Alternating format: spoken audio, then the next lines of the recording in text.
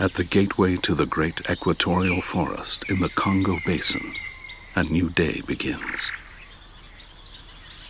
Last night, the struggles of this young genet proved no match for the death grip of a wire snare.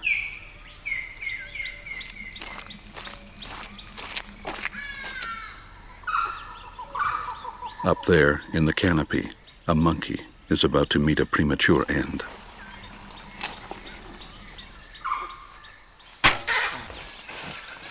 To survive, the forest people hunt what is known as bushmeat. It's been that way since the dawn of time.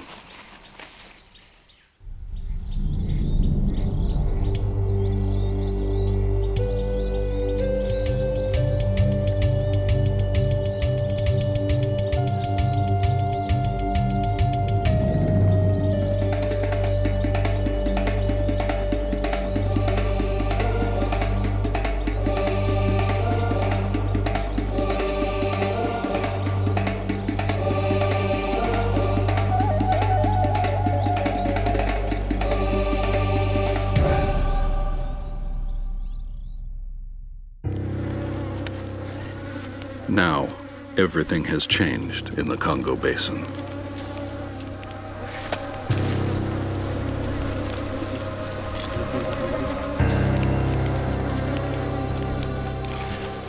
Traditional subsistence hunting, so respectful of the laws of nature, has been replaced by illegal and destructive commercial hunting that has turned the undergrowth into an open grave.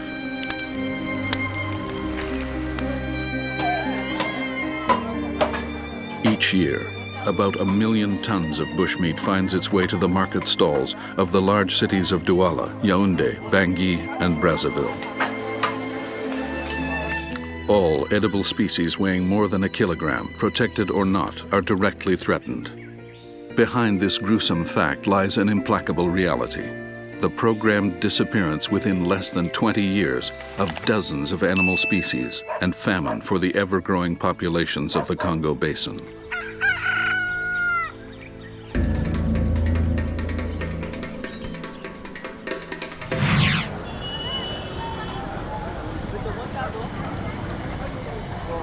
The commune of Bertoua, a town in Cameroon some 300 kilometers east of Yaoundé, the capital city.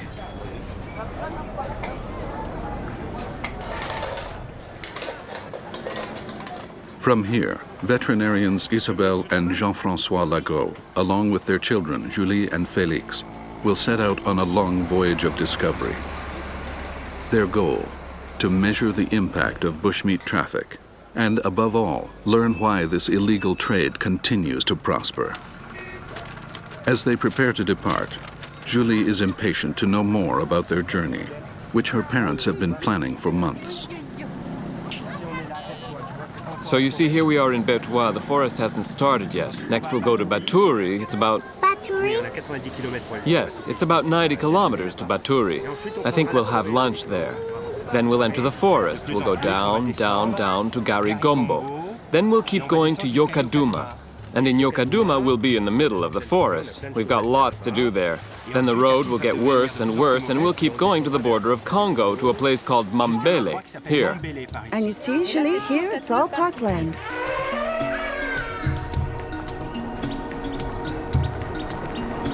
For their investigation, Isabelle and Jean-François have chosen a cross-border protected area between the Central African Republic and the Congo. This almost inaccessible region is one of the last frontiers of civilization. A wilderness where the climate and geographic location favor an abundance and variety of animal life. With more than 150 species of mammals, including some 15 primates and forest elephants, southeast Cameroon is exceptionally rich in wildlife.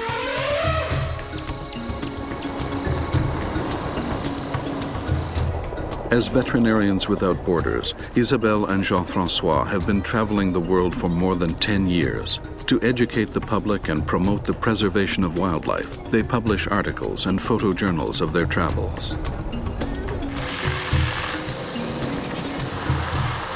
They know that at the end of this road, they will encounter poachers. It will be a difficult confrontation, but they are prepared for it.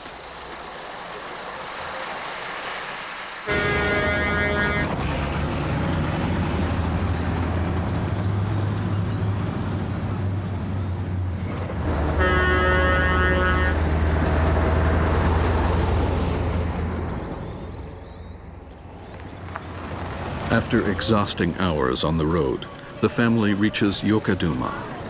This built-up area, nestled in the heart of the equatorial forest, is a stopover point for bushmeat headed for larger cities to the north and west. Several times a week, an underground market is held here. Large quantities of meat also change hands at the end of each month, on payday.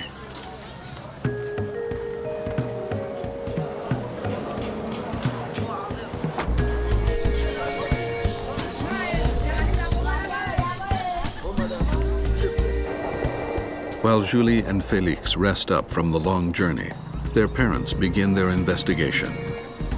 Isabelle decides to explore the central district, while Jean-François takes a drive out to the edge of town. To steer clear of the law, the market moves around from place to place. Its timing also depends on the arrival of deliveries. Ideally, the two veterinarians hope to find a guide who will agree to take them there.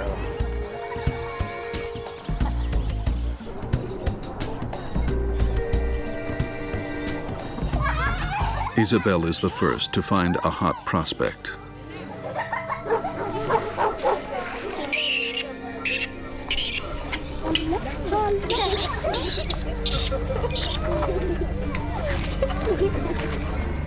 Next to a house, an antelope is carved into pieces. A little further on, a leg of wild boar is smoked. To learn where it came from, Isabelle tries to strike up a conversation with Madame Lucienne, the cook. So when you want meat like that, do you place an order or do you just go to the market? Oh, I often place orders. Really? Yes.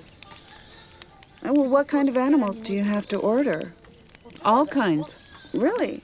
No, some kinds are always at the market. Monkey, antelope. No, not always. Uh-huh. As the two women talk, Isabelle realizes just how deeply the habit of eating bushmeat is ingrained in these people. Tastier and often less expensive, it is much preferred to domestic livestock. Such is the case for antelope and wild boar, for example. And do you sometimes find gorilla there, or do you have to order it? No, it's there. It's there. Really, today? Yes, it was there today. Yes, there was gorilla meat. What about elephant? You don't have to order it? It's often there? Yes. Oh, it's there. Oh, yes, it's there. Although sometimes more expensive, rare species like elephant and gorilla are also in great demand.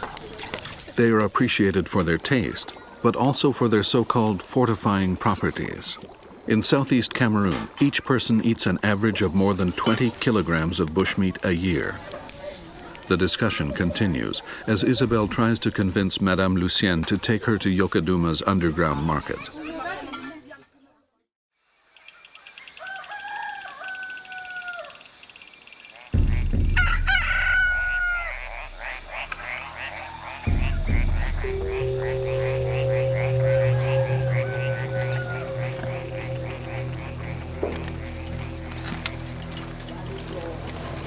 Two days later, on the outskirts of the city, it's 5 a.m.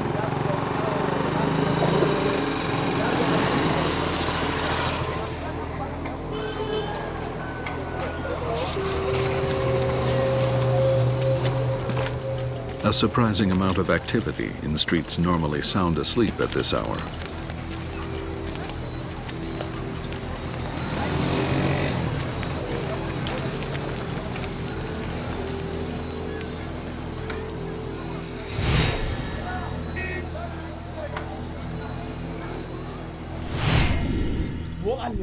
Late last night, Madame Lucienne sent word to Isabelle she would pass by to get her at dawn.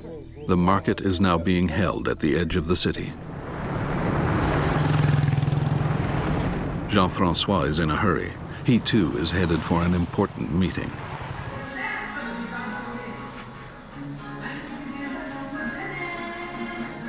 Meanwhile, Julie and Félix wait patiently for their parents in the garden of the inn, transformed for this occasion into a playground. Tired of waiting for Madame Lucienne, Isabelle decides to find her own way.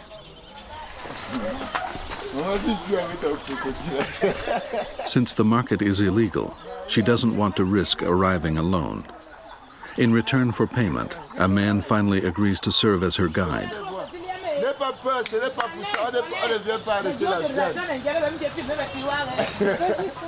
The atmosphere this morning is tense.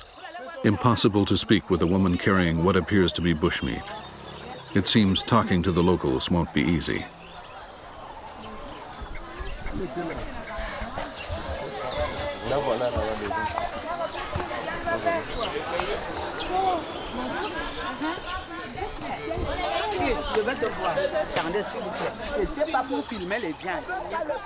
Arrival on the market is greeted with hostility. Ignoring these protests, Isabelle melts into the crowd, determined to learn everything possible about the workings of this market, which generates more than $1 million US in Cameroon each year. The meat is brought here each month from logging concessions around Yokoduma and from Lobeke National Park, more than 160 kilometers to the south. Unless they are smoked, the animals must be eaten within 48 hours of being killed. Only a well-oiled and smooth-running machine could ensure the collection and delivery of so much meat within such a short period of time. Isabelle has many questions, but answers are harder to come by. So how do you supply all this meat? You have people that hunt just for you? No, I told you we collect it. And so when you collect the game, you have a collection permit? Yes. And all the people who have collection permits, they go to the village Yes, and they pick up the meat hunted by the villagers? by the villagers. And they're allowed to come and sell the meat here at the market? But there are others who sell on the black market, too. Really? Yes. And in the park and in the protected areas, the people hunt there too? Oh, no, no. No, I don't think so. You know, those animals move around a lot. They don't all stay there. They leave Lobeke Park, walk around, and find a trap. And then they're caught in the trap. I think there are also poachers. No, no, no, no. No? There are protected areas, and the poachers are afraid. They're afraid. The people are very afraid. Are there lots of patrols? Oh, yes. Does Mama Kathy, the market boss, operate within the law?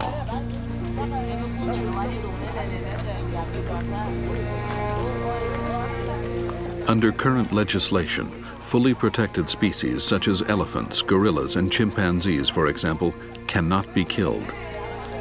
Other animals may be hunted only with a permit and only for use by a single family. All trade is strictly forbidden. But in some regions, authorities get around these laws by distributing collection permits. This ambiguity regarding the interpretation of the law and its application encourages the traffic in bushmeat. Today, Mama Kathy does not show her permit. There are protected species in her market. With complete impunity, this woman aids and abets the hunters and organizes the sale of bushmeat.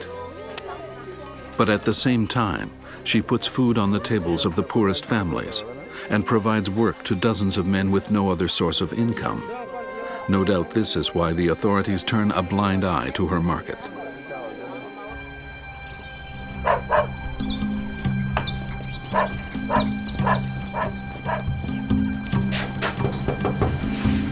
To learn more about steps taken to counteract this traffic, Jean-François meets Embo Danjuma, the Yokoduma head of the wildlife section of MINEF, Cameroon's Environment and Forestry Ministry, responsible for the fight against poaching.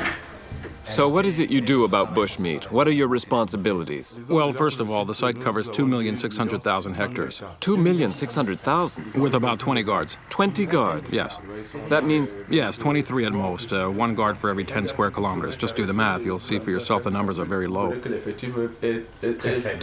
your territory covers about 300 kilometers and you have 20 guards to look after it all. Well, currently, we do all that with a single vehicle. Good grief. One vehicle to cover this entire territory. So So what you have here is basically what you've seized from the poachers. That's right, the seizures. Some of the weapons are a bit crude, eh? Yes, they're locally made. What did you say these were called? Arquebus. Arquebus. Yes, locally made arquebus. You see, these people, they make them, you see, with pipes. Yes. And they're weapons that work well with buckshot. And these look like steering columns from a car. Water hoses, water hoses. Water hoses. Oh, water pipes. Yes, and then the second category is modern weapons. That's for what you might call big game hunting. Big game hunting, exactly, big game hunting. And those are all the snares you've seized? Yes.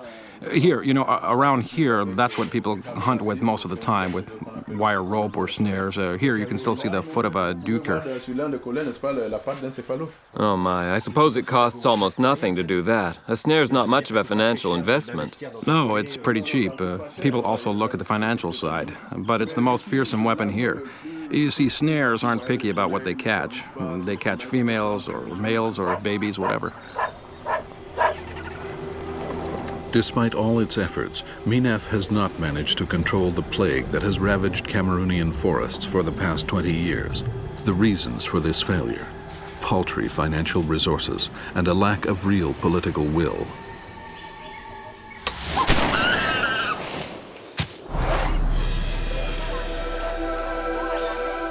How has all this come about? Forest peoples have always relied on animals for part of their diet, and subsistence hunting has never threatened the survival of species. But over time, demographic pressures and industrial expansion have upset this centuries-old balance.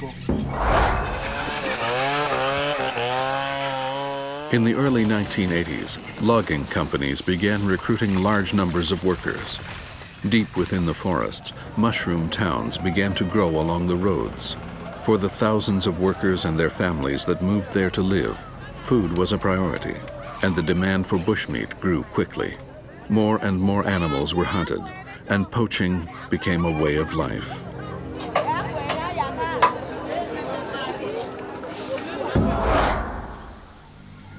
Thanks to the many roads built to transport lumber and the steady flow of trucks, it became easier to penetrate deep into the forests where game was plentiful.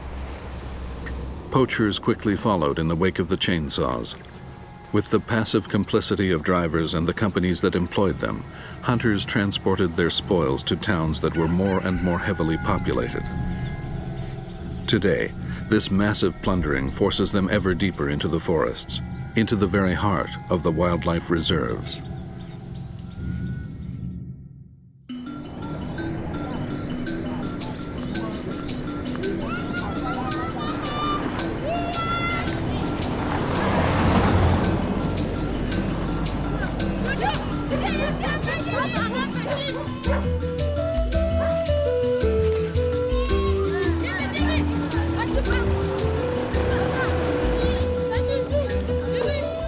A few scattered houses built on weathered red soil under the blazing sun. This is Libongo, the last Cameroonian village before the Central African Republic. It is in this region, infested with poachers, that Isabelle and Jean-François will share the daily lives of the forest guards responsible for stamping out poaching.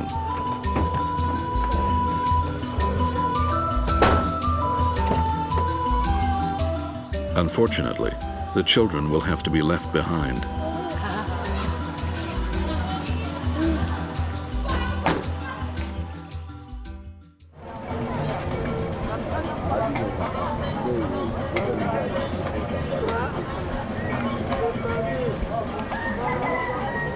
For Thomas Mbot, the patrol leader, and Simon Mpuap, it's the start of just another day.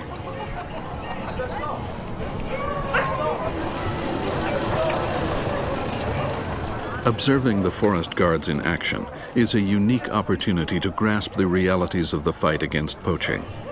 MINEF agents conduct regular surveillance missions along the main roads and blitz operations to remove poachers from adjoining forests. Usually, these expeditions are carried out on foot or by motorcycle, with up to 3 men traveling on the same 2 wheels. But today, Thomas's team will work under better conditions.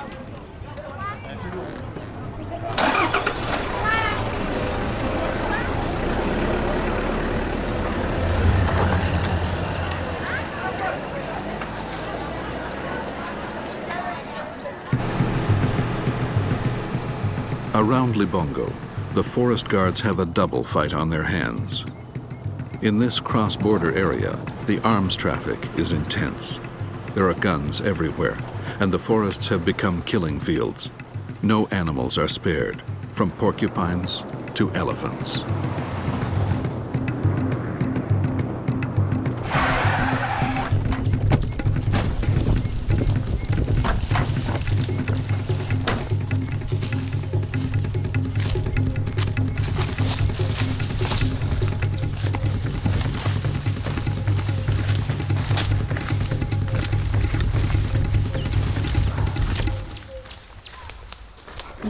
We saw some guys in the distance walking along the road and we sped up, but they disappeared into the bush before we got here. And now they're trying to pick up their trail in the area they disappeared. They must be poachers. They took off as soon as they heard the car. They disappeared into the forest. Now they're trying to find the spot they entered so they can follow their trail, but so far, no luck.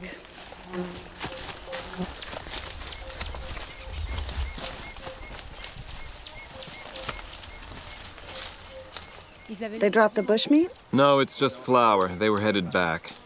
Oh, they were headed back? Yes, they were going back. They were on their way back? Yeah, they're hidden in there somewhere, and these are their supplies.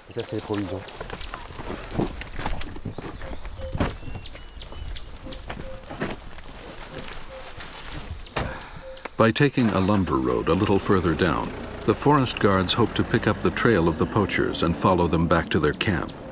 But progress is hindered by an unexpected mishap.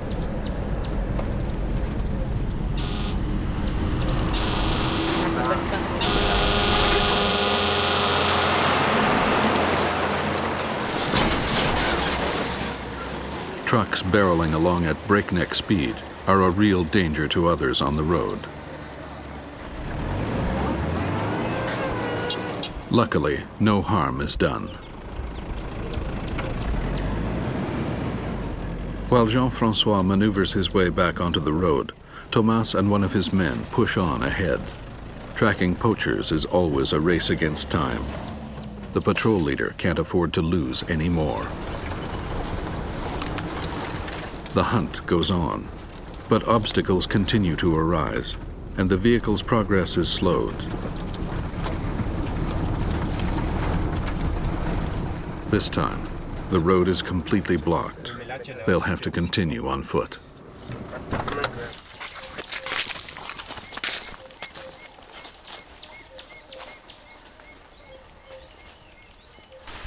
Despite the heat, Isabelle, Jean-François, and Simon head deeper and deeper into the vast green labyrinth of the equatorial forest.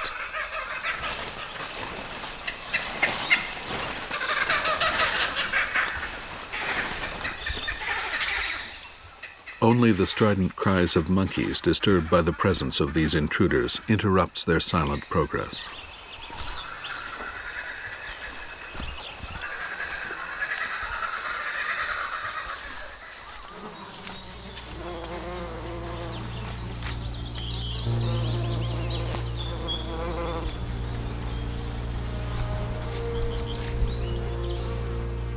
A few hours later, the group catches up with the other guards at the poachers' deserted camp.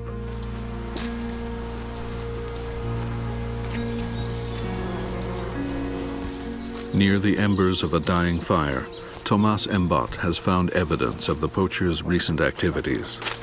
It's a skull? Yeah, What kind of skull? a Peter's Duker. A Peter's? No doubt warned by the poachers tracked by the patrol, the occupants of the camp have fled, taking with them their spoils and their equipment. Fatigue and disappointment can be read on the faces of the two veterinarians.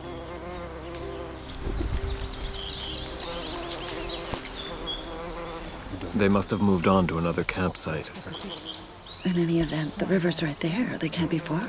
Yes, that's what they were just saying. Dauntless, Thomas and his men set off in search of the second bivouac.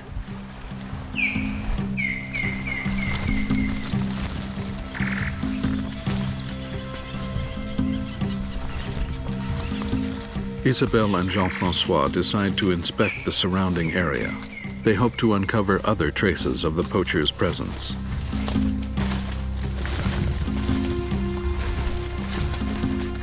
In a clearing a few hundred meters away, another discovery awaits them. Oh my God, that stinks.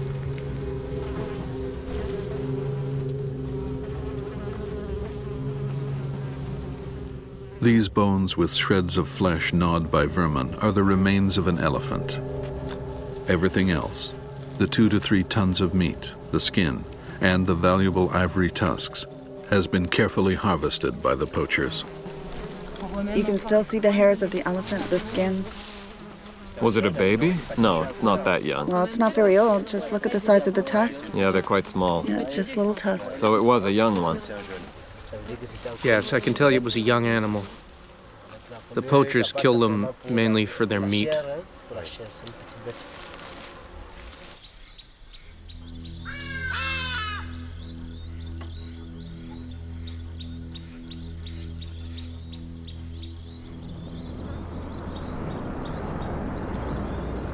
A little later that day, during a routine inspection on the road where the two teams have agreed to meet, the forest guards discover a load of bushmeat hidden in the back of the pickup truck.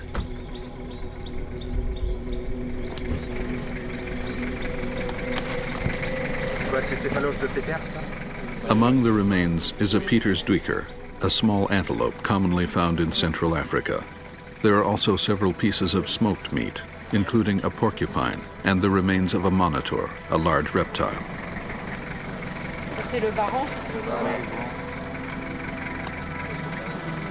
There is clearly too much meat for it to be the result of subsistence hunting, as claimed by the truck occupants. If he has no permit, whoever killed these animals is taking a big risk. In Cameroon, poaching is punishable by fines of 50 to 200,000 CFA francs, or $70 to $300 US, a considerable sum in a country where the average monthly income is $55 US. This penalty may be accompanied by a prison term of 20 days to 2 months for repeat offenders. But in reality, these measures are rarely applied. Where are you going with that? We were taking it to Libongo. To Libongo? Yes. And what will you do with it in Libongo? It's not me. We're just here for transportation. This is a delivery truck. It's his. It's yours. You're going to sell this in Libongo?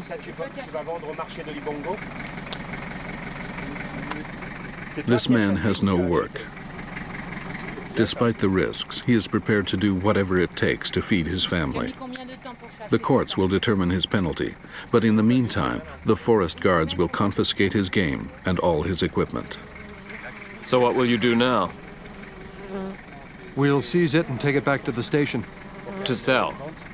To auction it off. To auction it off. Okay, we'll follow you. We'll take some straps and tie it to the roof. Have you got a strap? Yeah.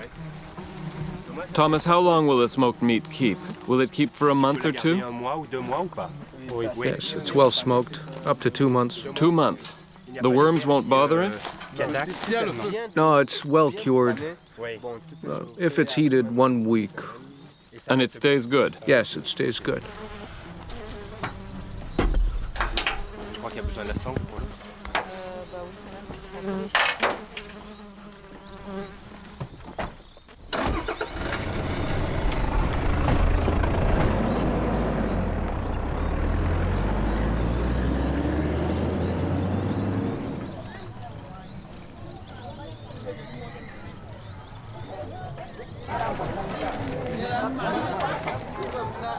After the auction, the Forest Patrol will keep 13% of the total sales as a seizure fine. The rest will end up in government coffers. But while this system effectively puts pressure on the poachers and earns money for the government, it also has its downside. It promotes the consumption of bushmeat and the people's dependence on it. And it encourages the resale of bushmeat. In Cameroon, some habits die hard on both sides of the law.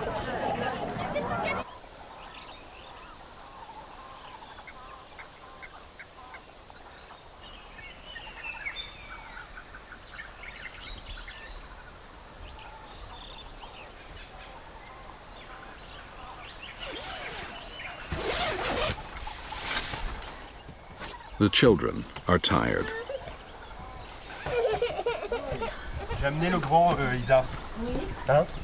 It's time to take a few days off.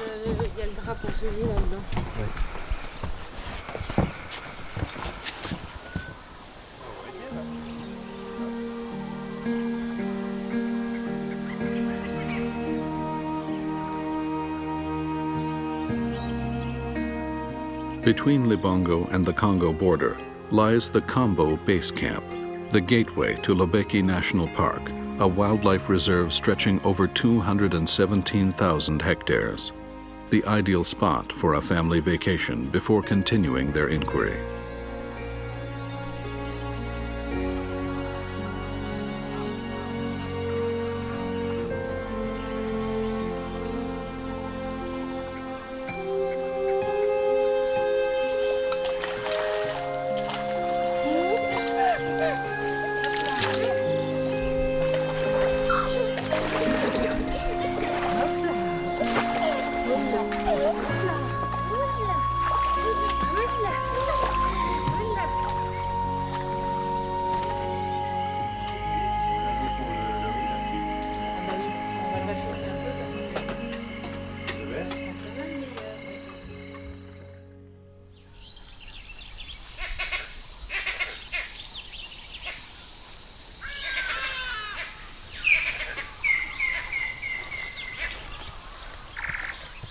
The next morning, after a 3-hour hike, Isabelle, Jean-François, Julie and Félix arrive at their destination, an observation post on the edge of a baai, a pygmy word for clearing.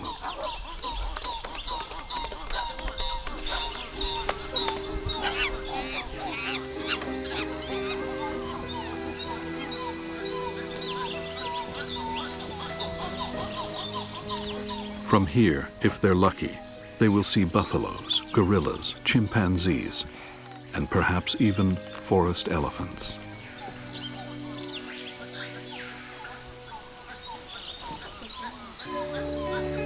Every day, at dusk and dawn, animals come here to graze and drink from the river in the calm serenity of this natural oasis. As they observe these magnificent creatures, the vets enjoy a brief respite from thoughts of the dangers threatening them. For the richness of the park attracts more and more poachers, and over 100 elephants are killed here each year. Even the great apes are not spared. Some 50 gorillas are also exterminated every year. How many other, less symbolic animals have also fallen victim to the hunters?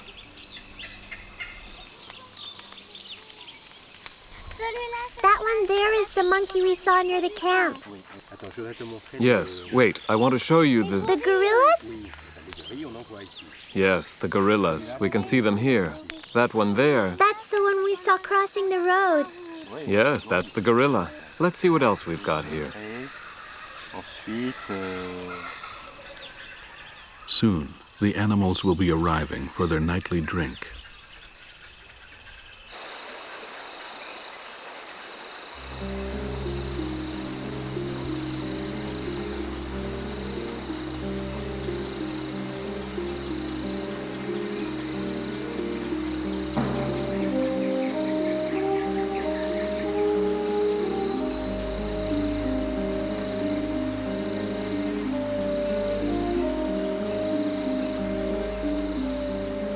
Quietly and cautiously, an elephant emerges from the forest.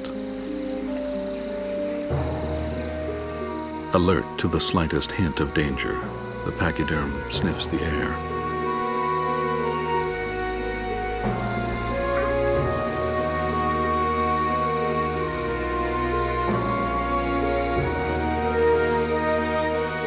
A few moments later, reassured by the presence of the large male, the rest of the herd, females and their young, leave the safety of the forest.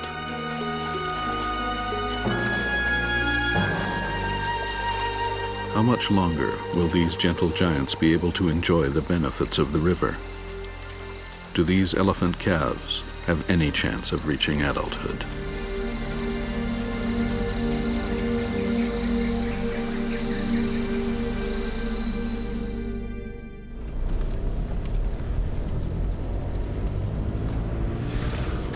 The inquiry continues. This morning, Jean-François and Isabelle head for Mambele, the village adjoining the Combo base camp.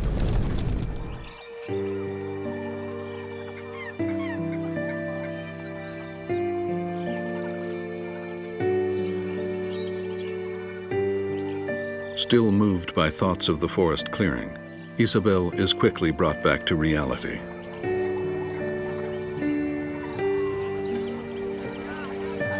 In one of the village houses, she spots a baby chimp in very poor condition. It is nothing but skin and bones, and badly dehydrated. After killing their parents, the poachers often steal the babies and sell them for a few dollars as pets.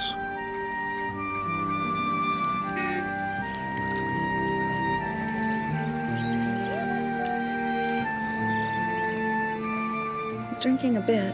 He's able to drink a little bit.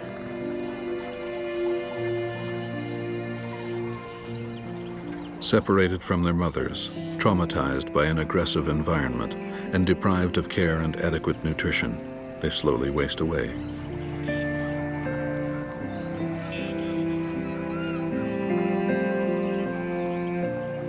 The vet does everything she can, but the animal is beyond help.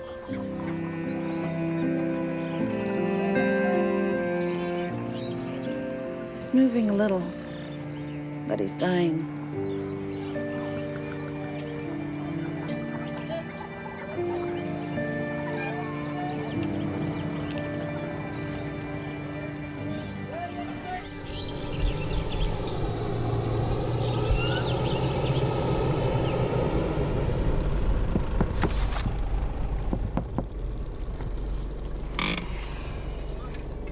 Victor, how's it going?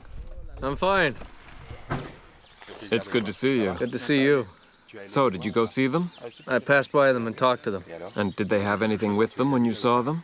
Of course. I even got a sample. A sample? I got it for you. With the help of Victor, a former parrot catcher, Jean-François hopes to visit a poaching camp, but it's a risky proposition. For several days now, the vet has been waiting for an answer from the hunters. Okay, so show me. Here's my sample. Now you have a sample. What is it? It's the tail of a wild boar. Oh, they caught a giant forest pig. Yes, it was still alive when I arrived at the camp. They killed it in front of me. Wow. Yeah, they cut off its head. Okay then, let's get ready and go. Okay.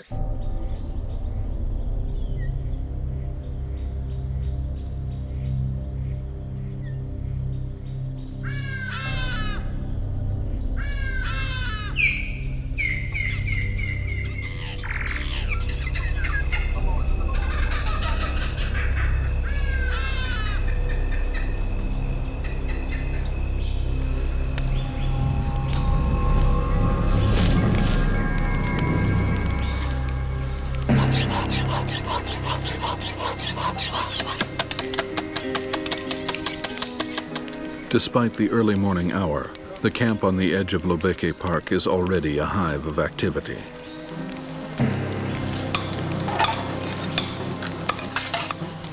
Last night, the hunting was good.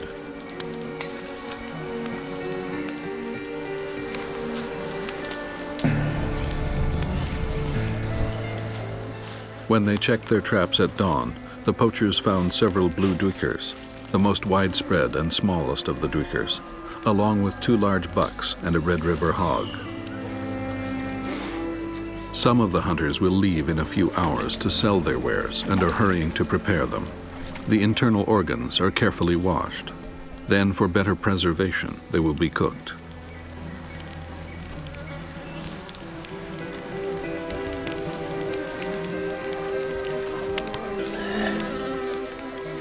Although they could make more money by selling the meat fresh, the poachers have decided to smoke it all.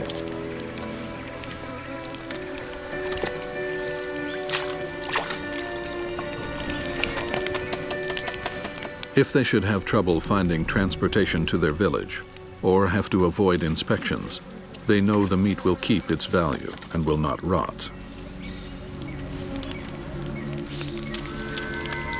In 2 days of work, these poachers will have earned 150,000 CFA francs, or about $220, the amount a lumberjack could earn in 4 months.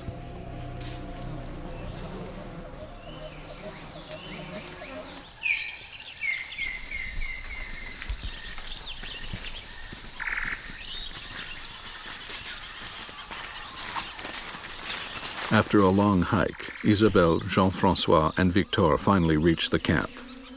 Along the way, they haven't encountered a single patrol.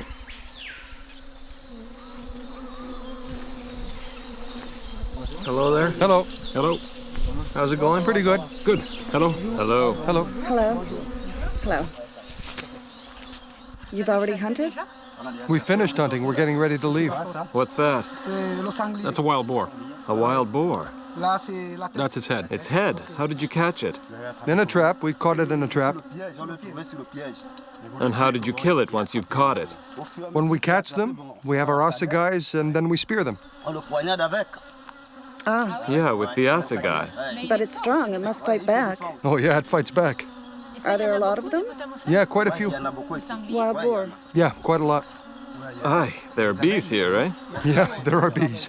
Too many bees, way too many. You know, with the smells of the meat, the salt, it attracts them.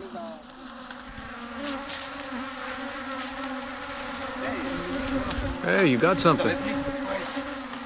A few hundred meters from the camp, another poacher checks one of his 350 traps. That was from last night?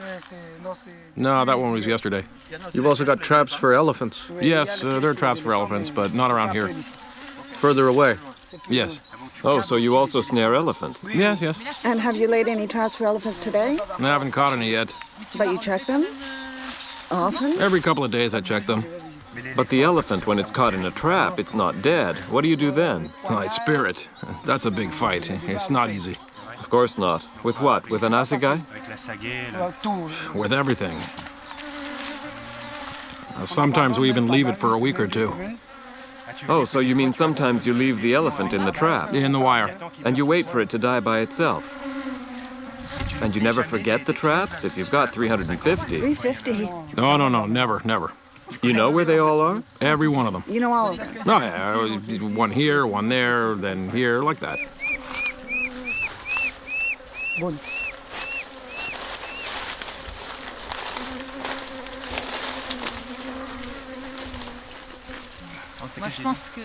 We know we can't stop the poaching completely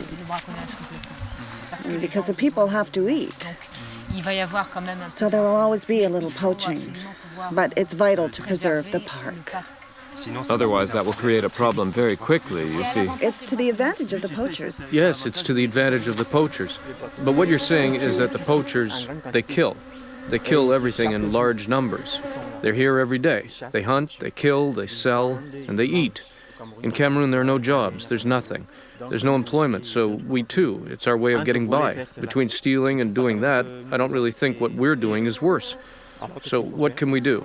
We can't just stand around doing nothing. We've got to find a way to manage.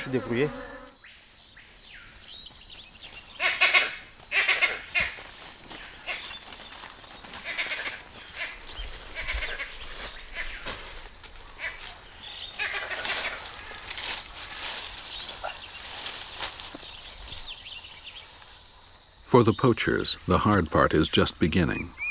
Once they reach the edge of the forest, they still have a 2-day walk to their village, and they must keep their spoils hidden from the forest guards. Sometimes they have a long wait. Vehicles are few and far between on the secondary roads, and they're not all headed in the right direction.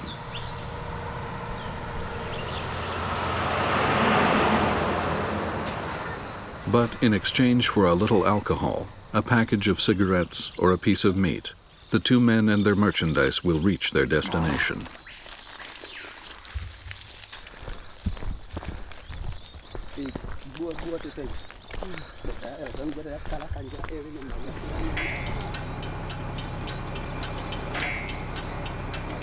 Every day, 200 trucks travel the 350 kilometers between the Congo border and Yokouduma. To deliver their loads, many of them travel even further west, toward Douala. This journey, lasting several days, is a boon to the poachers. To limit the traffic in bushmeat, many checkpoints have been set up along the main roads. All vehicles likely to be transporting poachers or their game are systematically searched. But this accomplishes very little. To avoid inspections, poachers simply climb down before the barrier, walk around it, and then catch another ride a little further on.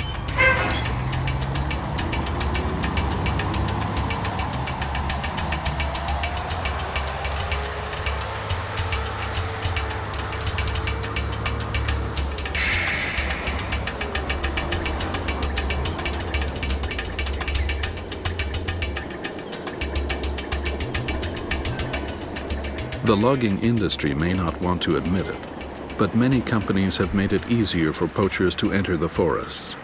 In the past, some company managers have even encouraged poachers to supply their logging camps with meat. To learn more, Isabelle and Jean-François visit the Lokunje Lumber and Industrial Company, which is working to reverse this situation.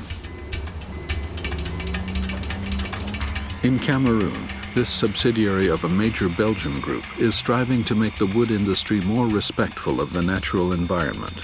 For the past 3 years, operations manager Jules has been applying some very strict measures. The first way to reduce poaching, and especially unemployment in the village, is to hire local workers. So, with the help of the leaders of the villages near the concessions involved, we hire people to work in our mills. We know that people working 8 hours a day, either in the forest or in the sawmill, won't be going out to set traps, or to visit them, as they say. The locals are no longer involved in poaching. As a direct punishment, anyone caught transporting either poachers or bushmeat is fired on the spot. In addition, for sawmill units, in the sawmill we have a higher concentration of workers. So there we place a cow at the disposal of the employees. Every 2 weeks on payday, we slaughter a cow and sell it to them at cost.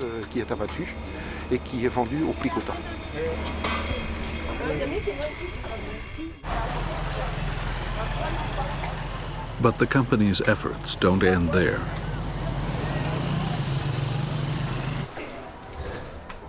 In association with the World Wildlife Fund, Eskene also works to protect the wildlife resources in the logging concessions he exploits.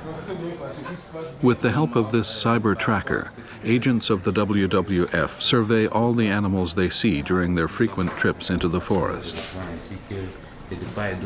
Using this data, they then draw up a detailed inventory of the species found there, as well as of gorilla nest sites and elephant migration corridors, areas particularly vulnerable to human activity.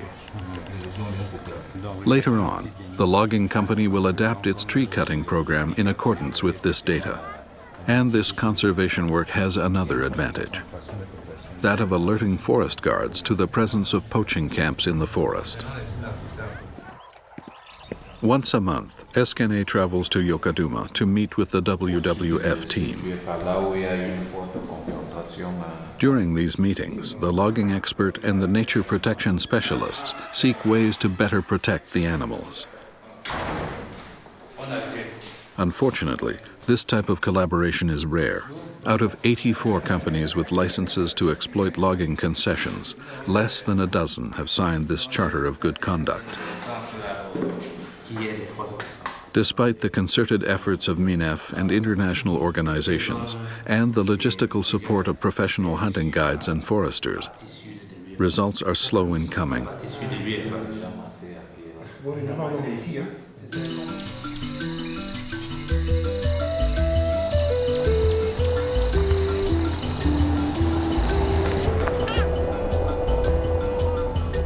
Their expedition has convinced Isabelle and Jean-François of one thing. The long red gash carved through this vast sea of chlorophyll has forever changed the lives of all the inhabitants of the equatorial forest.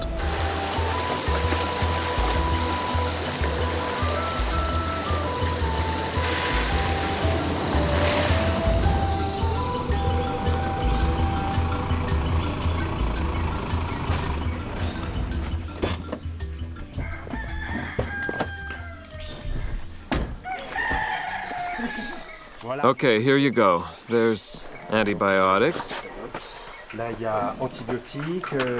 Antibiotics, a little eye wash, anti-inflammatories, and then another general antibiotic.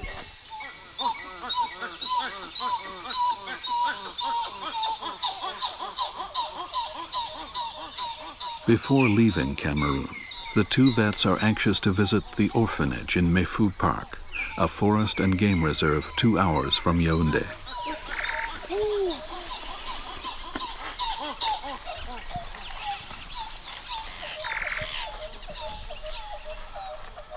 Two years ago, these baby gorillas witnessed death firsthand.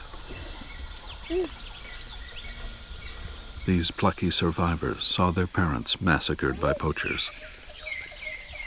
They were brought here, far from the madness of humans, to start a new life.